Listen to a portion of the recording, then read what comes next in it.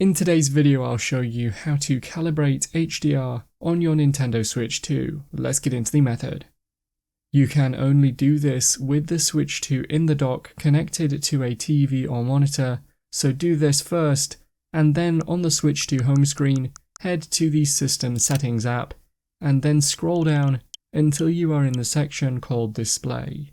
Within here, scroll down again until you see the option called Adjust HDR, and select this. You can now follow the on-screen prompts to set up the HDR for your display. First, you'll need to adjust the display until the pattern on the right is no longer visible.